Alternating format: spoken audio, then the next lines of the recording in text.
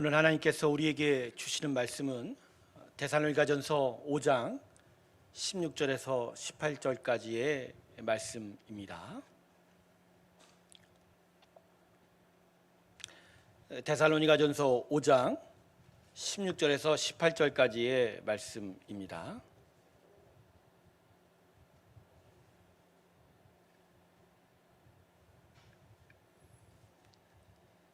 자, 우리 짧은 말씀이니까 우리 다 같이 한 목소리로 읽을까요? 같이 읽습니다. 시작. 항상 기뻐하라. 쉬지 말고 기도하라. 범사에 감사하라. 이것이 그리스도 예수 안에서 너희를 향하신 하나님의 뜻이니라. 아멘. 자, 우리의 예배는 영과 진리로 드립니다. 이전 개역 한글에는 신령과 진정으로 드렸던 것을 아주 분명하게 좀 더 번역한 게 개역 개정 성경인 것 같아요. 근데 영과 진리로 드린다라는 건 성령의 은혜 안에서 말씀으로의 진리 가운데로 나아가는 예배인데, 그럼에도 불구하고 우리의 예배는 이 마음, 심령에만 국한되지 않습니다. 몸과 함께 드리는, 인생을 드리는 전인격적인 예배가 되는 줄로 믿습니다. 제가 왜 이 예배 설교 중 앞에 이 이야기를 하냐면, 지금 영상을 보는 우리 댁에 계신 성도님들, 처소에 계신 성도님들의 예배 자세도 참 중요하다라는 것이죠. 그래서 혹시 그냥 핸드폰만을 들고 혹시 누워 계시지는 않을까, 소파나 또 침대에 누워 계시지는 않을까, 그러시다면 지금 후들짝 일어나시기를 바랍니다.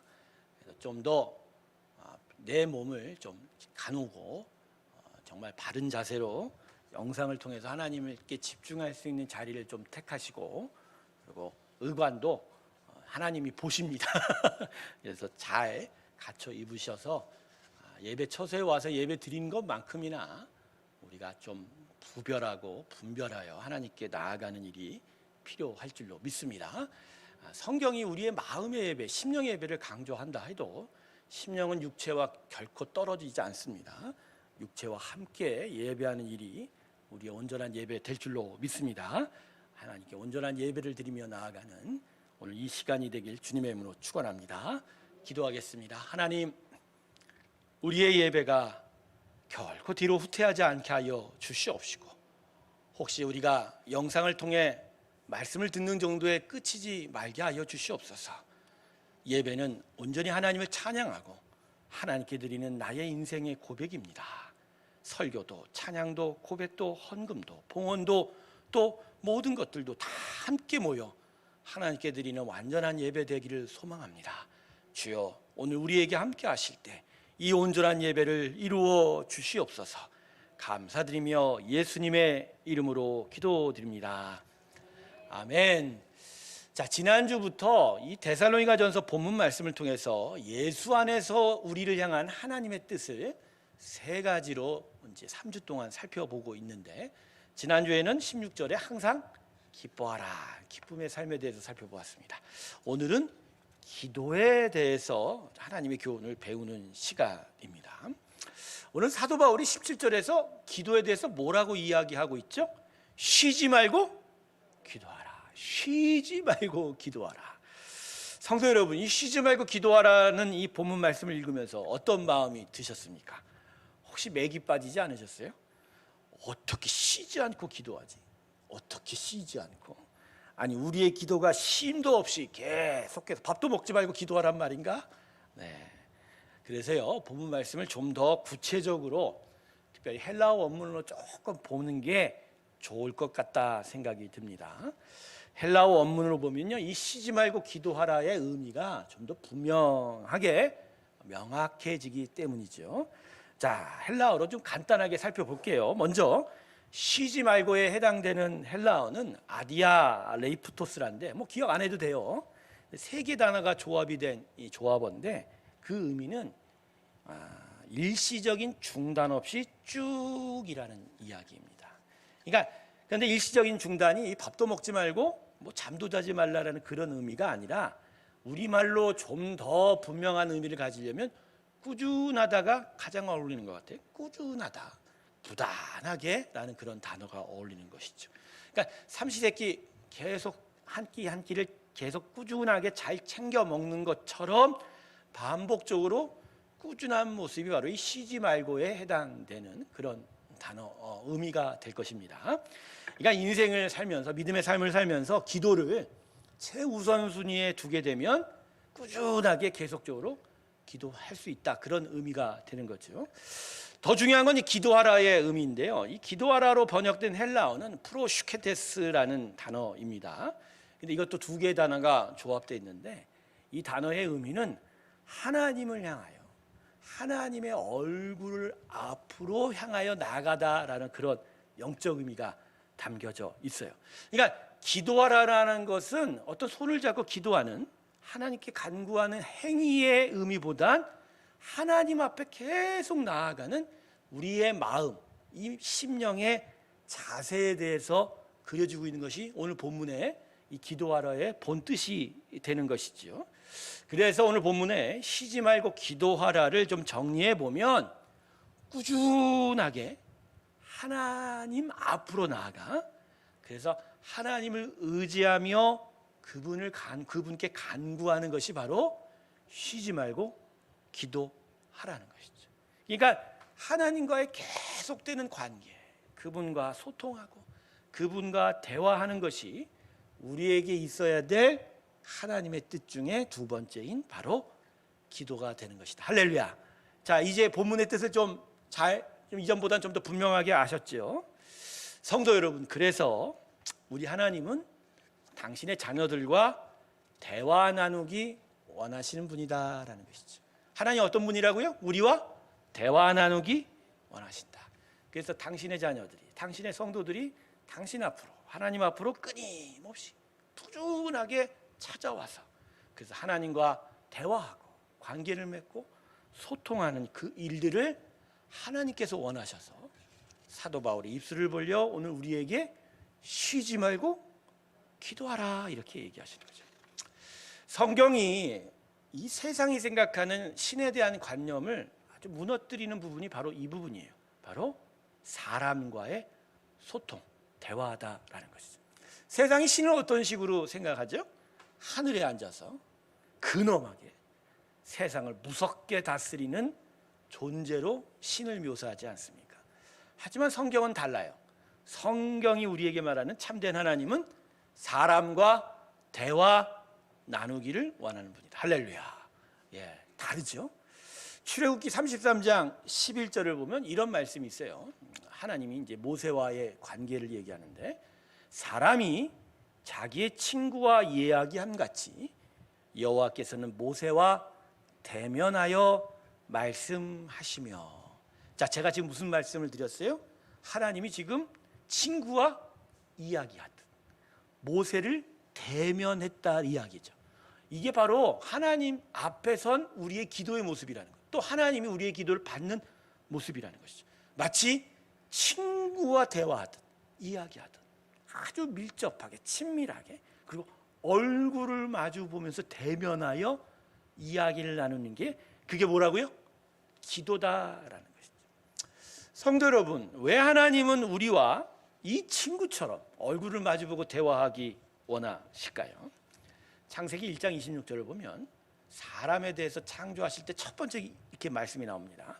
하나님이 이르시되 우리의 형상을 따라 우리의 모양대로 우리가 사람을 만들고 그들로 바다의 물고기와 하늘의 새와 가축과 온 땅에 기는 모든 것을 다스리게 하자 하시고. 자, 그때 사람을 어떤 식으로 만든다고요? 하나님의 형상. 그래서 만물을 다스리게 하자. 그러니까 사람을 만드신 창조 목적 중에 하나가 사람을 통해서 만물을 다스리시기를 원한다는 거예요. 근데 그냥 다스리는 게 아니라 어떻게 만들어 다스린다? 하나님의 형상을 담아. 진짜 이 하나님의 형상이 우리에게 있어서 그 하나님의 영이신 하나님과 닮아서, 그래서 하나님과 대화할 수 있는 능력이 사람 가운데 있다라는 것이죠.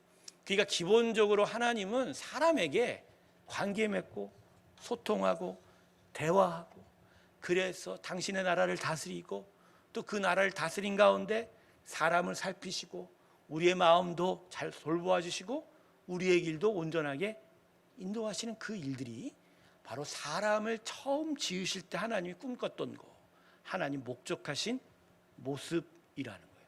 그러니까 성도 여러분, 우리의 기도는 하나님께 무엇을 달라고 하는 것이 아니라 기본적으로 하나님을 만나고 하나님과 소통하고 친구처럼 이야기하는 그 자체가 우리에게 뭐가 된다?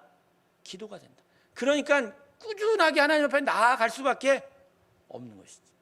여러분 댁에서 가장 가까운 사람이 누구예요? 가정에서 보통 배우자들 아닙니까? 자녀들 아닙니까? 근데 배우자하고 자녀하고 이따 음식 만나세요? 이따 음식 만나세요? 한 달에 한두 번 만나세요? 1년 가야 뭐 한두 번 만나세요? 그냥 하루에도 몇십 번 그냥 꾸준하게.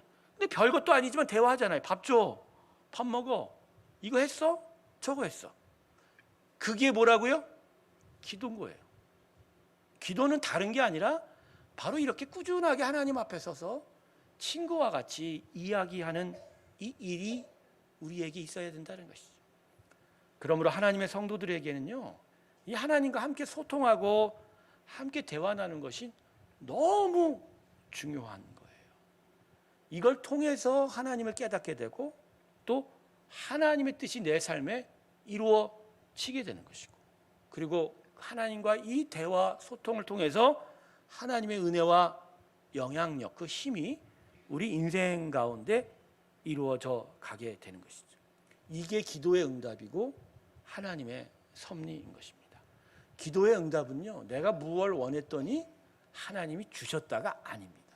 그런 저차원적인 거는 이방 우상 종교들한테 있는 것이고, 그게 아니라 그저 나를 만드시고 하나님의 나라를 이루시려는 그분의 뜻이 내 안에 관철이 되고, 또 나는 하나님의 인도하심을 받고, 또 그러다 하나님이 나를 살피시면서 내게 필요한 것들을 해결해 주시고, 이렇게 내 인생을 온전하게 다스리는 하나님의 뜻이 들어오고, 또 그 뜻 안에 나는 하나님과 항상 소통하고 대화하는 게, 그게 뭐라고요?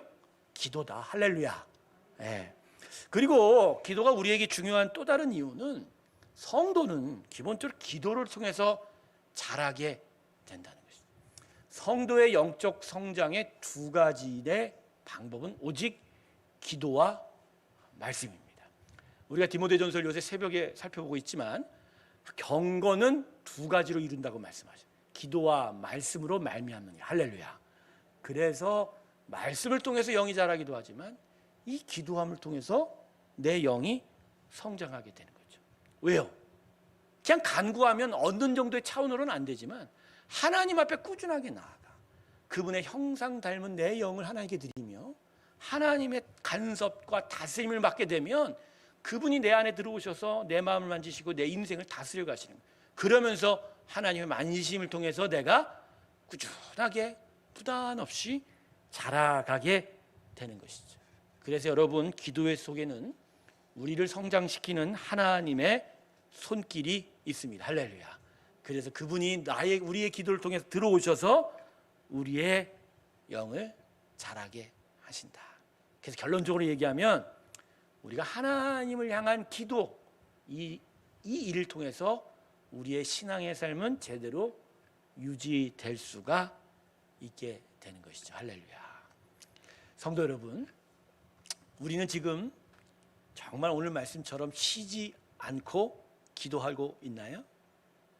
꾸준하게 부단 없이 하나님 앞으로 나아가고 있나요? 그래서 하나님 얼굴 앞에 그분과 친구로 이야기하며 그분과 대화하고 있느냐 말입니다.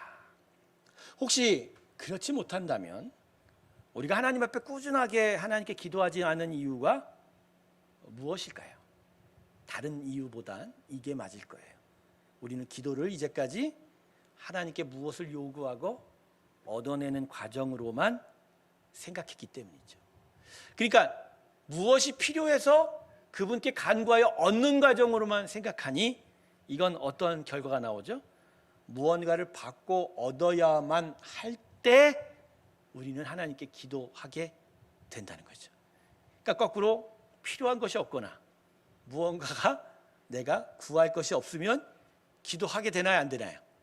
안 되게 되는 것이죠. 여러분 이러면 이러한 기도에 대한 이해는 우상에게나 하는 기도인 거죠. 점집을 찾아가는 사람들의 공통점이 뭔지 아십니까? 무당을 찾아가서 구판을 벌이는 사람들의 이유가 뭔지 아세요? 공통점이? 아무 일이 없으면 점집에 안 가요. 문제가 없으면 무당을 안 찾아요. 일이 벌어져야 점집을 가고 무당을 찾죠.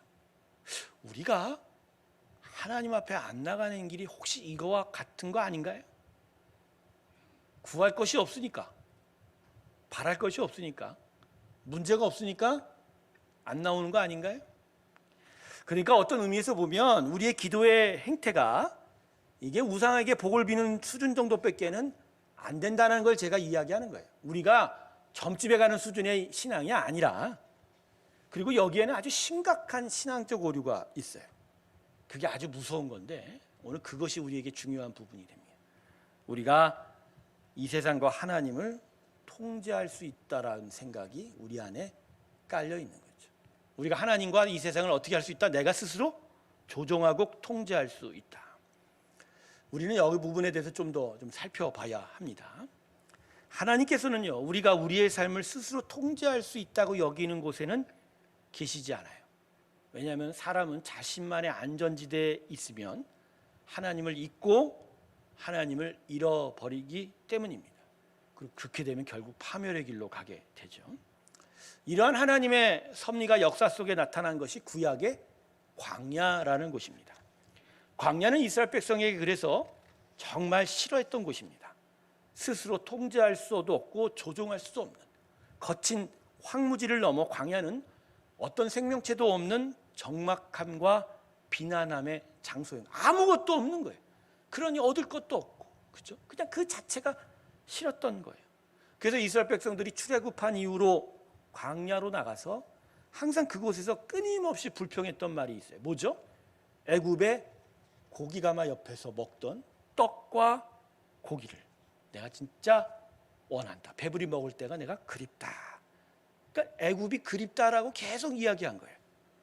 이 말은요, 애굽이란 곳이 비록 노예로 고통의 삶을 살아야 하는 곳이지만 내가 무엇을 먹을지가, 그리고 내가 무엇을 얻을지가 기본적으로 내가 예측할 수 있고 통제할 수 있는 공간이기 때문에 아무것도 자기들이 무엇을 만들어낼 수 없는 광야보다는 애굽 땅이 좋았던 거예요.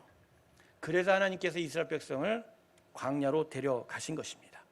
스스로 통제할 수 없고 스스로 만들어낼 수 없음에 깊이 좌절하게 만드신 거예요. 그리고 그 좌절 가운데 절망할 때 하나님 광야에서 하나님 당신의 백성에게 나타나시는 거죠.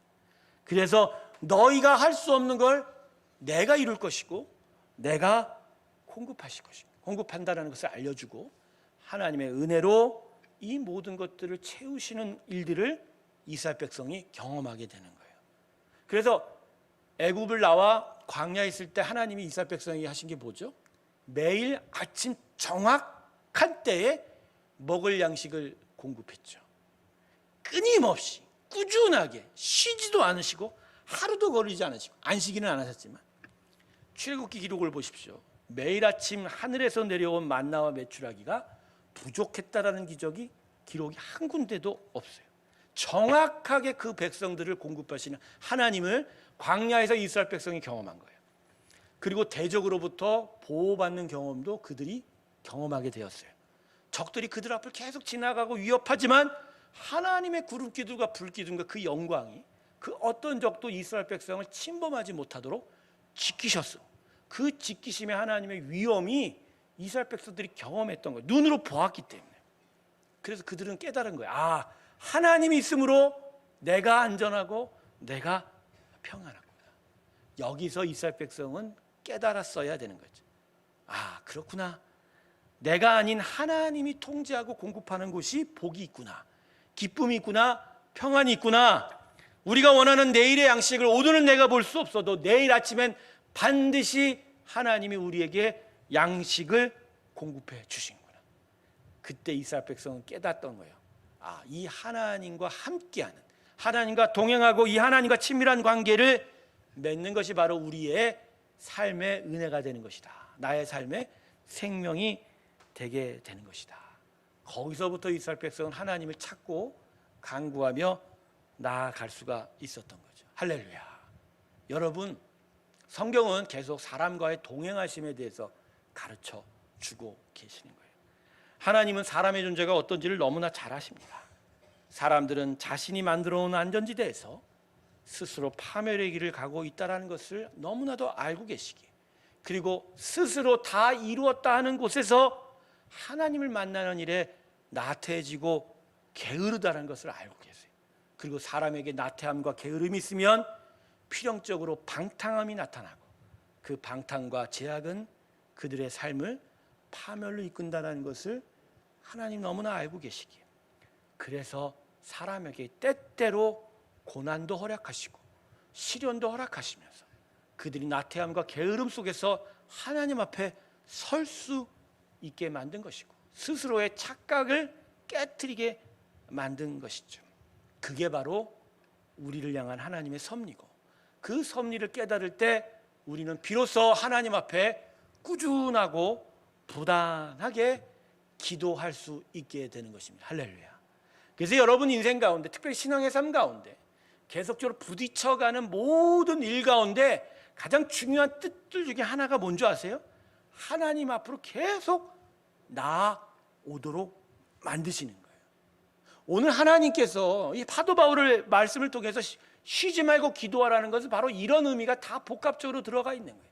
너희의 삶 속에 너희가 만나는 수많은 시련과 고난 가운데 하나님의 뜻이 뭔 줄 아시냐? 바로 그 하나님을 향하여 꾸준하게 나올 것을.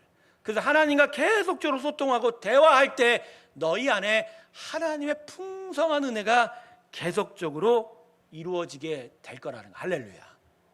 이게 바로 꾸준하게 하나님 앞에 나와 기도하라는, 쉬지 말고 기도하라는 배경이 되는 것입니다.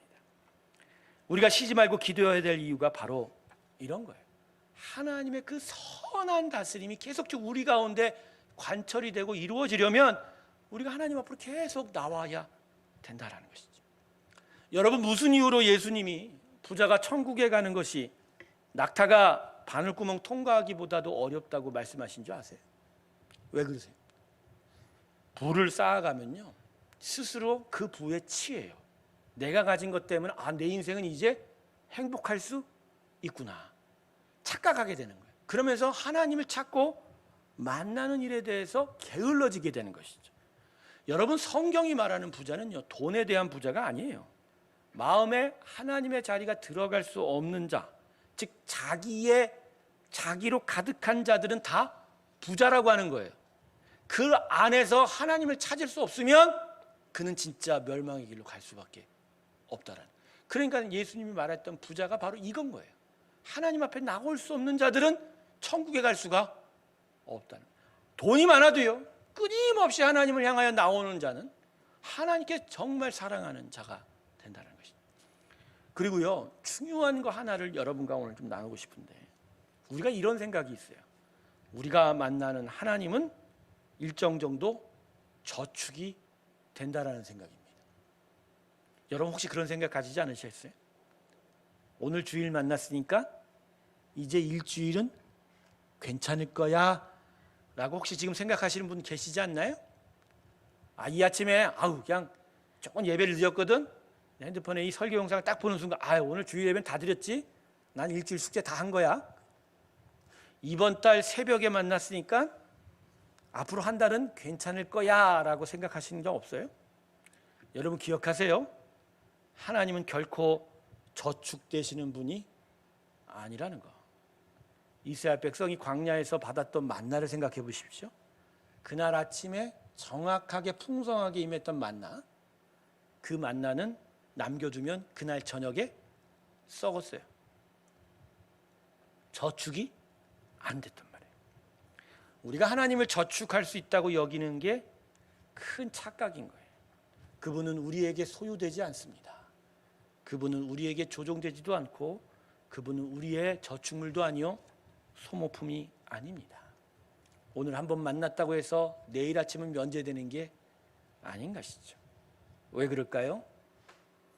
하나님은 매일매일 새롭게 우리의 인생 가운데 당신의 뜻과 나라를 이루시기를 원하시기 때문입니다. 사랑하는 성도 여러분, 매일 새롭게 하나님의 은혜를 만나시기를 주님의 이름으로 축원합니다. 하나님은 매일 아침부터 항상 우리를 기다리고 있어요. 그러나 하나님의 은혜와 자비는 매일 똑같지가 않아요. 우리의 삶의 나날들이 그 매일마다 서로 다르기 때문입니다. 하나님이 우리를 인도하실 때 우리의 매일들은 어제보다 나은 내일, 내일보다 나은 미래, 이런 식으로 우리의 삶을 끌고 가지 않으세요. 결국은 저 높은 곳을 향해서 우리를 끌고 가시지만 우리는 매일 높아지지 않아요. 어떤 때는 계곡을 향하여 내려갈 것입니다. 어떤 때는 저 모래사막, 그 깊은 사막 가운데로 횡단해야 될지도 몰라요. 어떤 때는 저 깊은 강을 건너야 될지도 모른다는 것이죠. 높아지지 않아요. 어떤 때는 낮아지고 어떤 때는 계속 걸어가기만 할 거예요. 왜 그럴까요? 하나님 나라는 세상 나라가 아닙니다. 물질의 풍요함으로 매일매일 저축되고 많아지는 나라가 아니에요. 하나님 나라는 무엇보다 하나님과의 친밀함입니다. 할렐루야. 그래서 하나님과 진짜 친밀하게 그분의 손을 잡고 그분과 친구하듯 얘기하면서 나아가기 때문에 그냥 높이 올라가지 않아요. 그냥 부요하고 풍요롭게 되지 않고 편안해지지 않습니다. 계곡과 사막과 깊은 강을 건너면서 하나님의 손을 꼭 붙잡게 하세요. 하나님을 더욱더 함께 하세요. 하나님을 정말 품에 안겨가게 하세요. 그래서 정말 더 하나님을 친밀하게 만나게 만드시는 거예요. 그래서 계곡과 강으로 내려갈지언정 하나님과의 친밀함은 더더욱 이전보다 가까워지는 것이고 그분의 보호는 더더욱 분명하게 우리의 삶 속에 나타나게 되는 것이고 그게 바로 하나님이 우리를 인도하시는 것이다. 할렐루야. 그러니 하나님은 매일 너무나 다른 매일매일을 우리에게 허락하시는 거예요. 오늘은 내려갈 거야.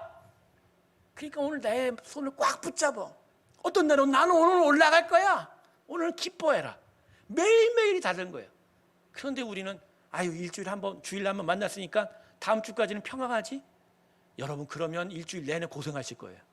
오르다 내렸다 올랐다 내렸다. 하나님 우리를 만나시고 우리와 꼭 안고 싶은데 우리는 그냥 일주일 전에 만났던 그 하나만으로 버티고 있으니 얼마나 우리의 마음과 힘이, 우리의 삶이 힘드실까라는 것이죠. 어제와는 다른 오늘, 오늘과는 다른 내일, 그러나 그것을 우리와 같이 이겨내기를 원하시기에 매일매일 서로 다른 은혜로 함께 하시는 그 하나님인데 왜 우리는 꾸준하게 부담 없이 하나님 앞으로 나아가지 아니하고 어제 한 기도가 있으니 한 일주일은 먹고 살 거야 라고 하셨습니다. 복음서의 예화 아시죠? 그의 소출이 너무 많아서 창고 하나를 터졌고 그래 그 소출을 그곳에 모아두고서 그 농부가 이렇게 얘기했습니다. 자, 이제 많이 얻었으니까 이제 먹고 놀고 신나게 놀아보자. 주님께서 뭐라고 얘기하셨죠? 내가 오늘 너의 영혼을 데려가면 이 소출이 누구의 것이 되느냐. 우리에게는요, 우리가 가진 것으로 사는 게 아니에요. 그것을 저축해서 그래서 내 인생을 내가 통제하는 게 아니에요. 기억하세요, 성도 여러분. 우리가 정말 가져야 될 건 하나님과의 만남이며 그분과의 이야기이고 그분과의 대화입니다.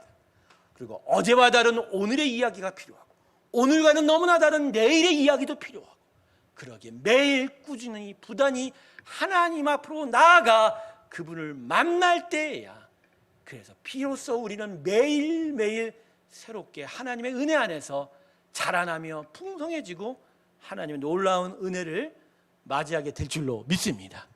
그러하기에 우리는 쉬지 말고 기도해라. 할렐루야. 할렐루야. 예, 아멘은 진짜 큰 소리로 나옵니다. 내일 아침에도 또 새로운 은혜를 향하여 나올 수 있는 건지 오늘 우리의 아멘이 우리의 몸과 우리의 인생으로 나타나기 주님의 축원합니다.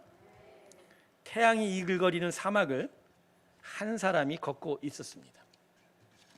그에게 가지고 있던 물이 금세 바닥이 났습니다. 당장 물을 구하지 않으면 목숨을 잃을 수 있었습니다. 그런데 잠시 후 그는 낡은 오두막 하나를 발견하게 되었습니다.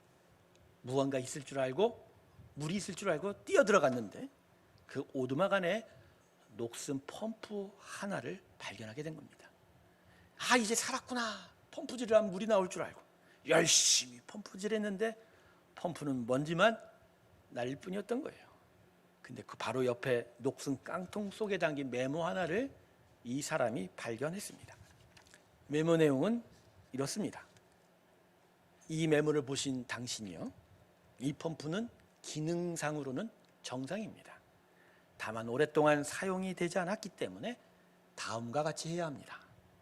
펌프 안에 물이 없을 거 말랐을 것이니 물을 다시 길어 올리려면 펌프 안에 마중물을 넣어야 할 것입니다. 오두막 뒤쪽을 파면 코르크 마기로 막아놓은 물병이 있을 것입니다. 만약 그 병 속의 물을 한 모금도 마시지 않은 채 온전히 그 양을 마중물로 넣으면 여러분은 정말 풍성한 물을 얻게 될 것입니다. 우선 마중물 4분의 1가량을 펌프 안에 부어 1, 2분 동안 펌프 패킹을 적시시고 그런 다음 나머지 물 전부를 펌프 안에 부은 뒤 계속 펌프질을 하십시오. 그러면 펌프에서 물이 나올 것입니다.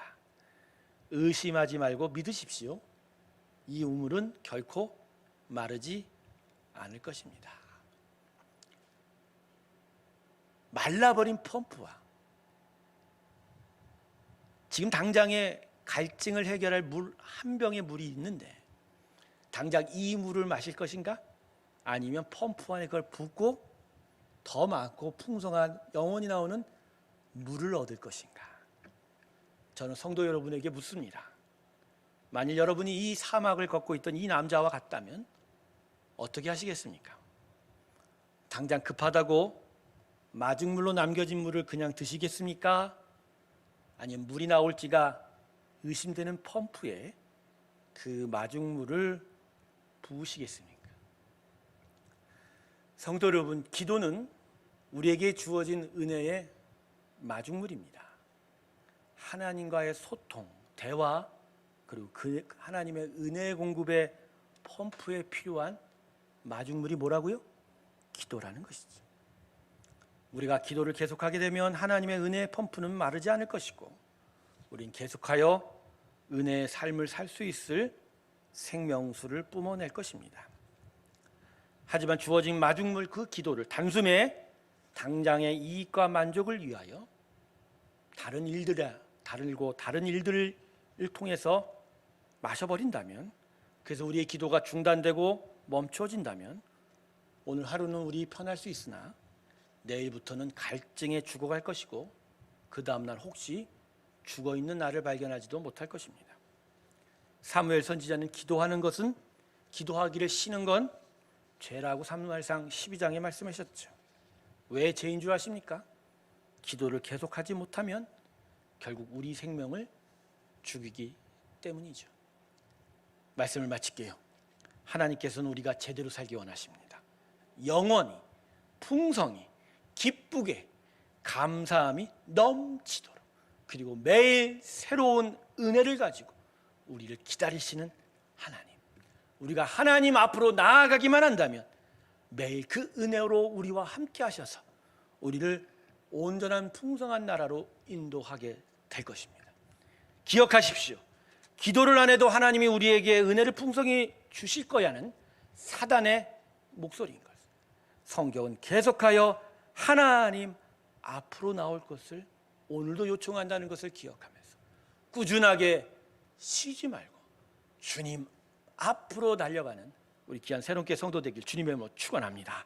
기도하겠습니다. 하나님, 은혜의 마중물을 우리가 오늘 어떻게 하고 있나요?